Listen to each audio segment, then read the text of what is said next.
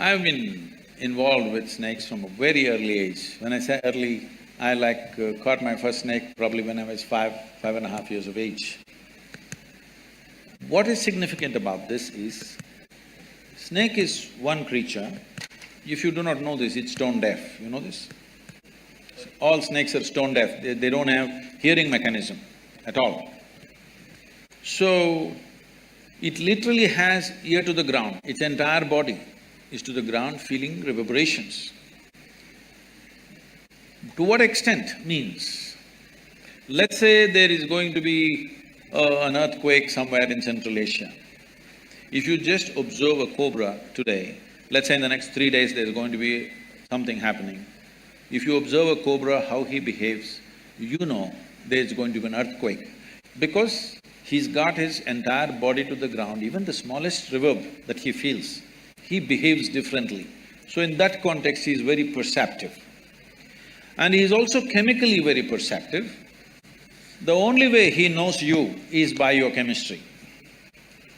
He doesn't see you very well, but he knows your chemistry very well. See, if you go, don't try this by yourself, because you're on pot. You may not be quick enough for them.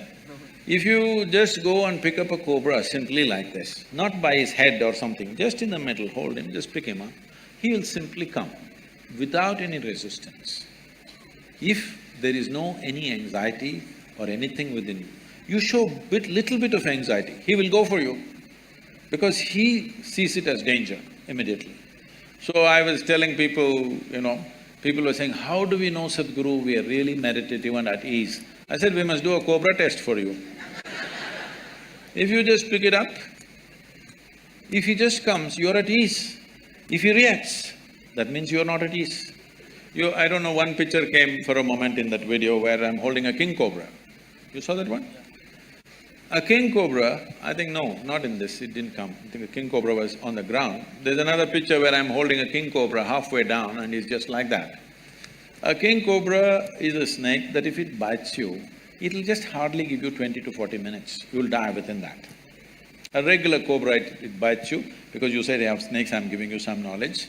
It mainly, the cobra venom affects your cardiovascular system, it gives you anywhere between 4 to 6 hours. If you don't get excited, you may get another 1 or 2 hours extra. If it bites you in the body, you will have 4 to 5 hours. If it bites you in the limb, you may get 6 to 8 hours time. But if a viper bites you, you have much less time. If a banded carrot bites you, you have just 1.5 to 2 hours. Because one venom attack affects your neurological system, another venom affects your cardiovascular system. What it is doing to you is your blood gets thicker, so you can't breathe.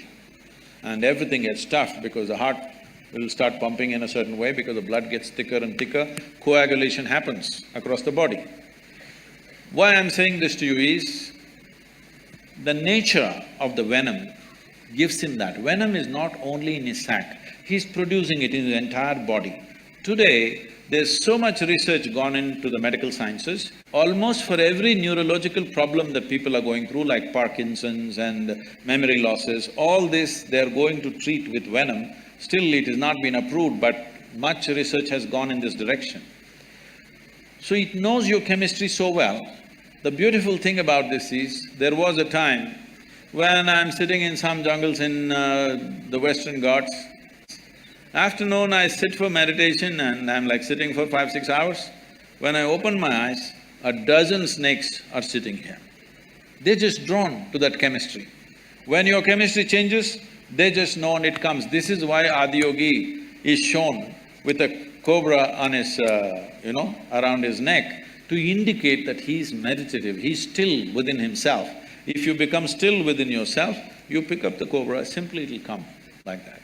So, we can give you a cobra test, or we can send people from our yoga center who will train you how to handle. Suppose a snake came inside, how to take him and leave him in his habitat. He's come here not because he want to listen to the lecture or the conversation or the air conditioning, he's not come for anything that you have come for. By mistake, he's entered. You just have to let him back there. For this, Little bit beyond fear you must be to take it, but without training, if you take it, you could endanger your own life.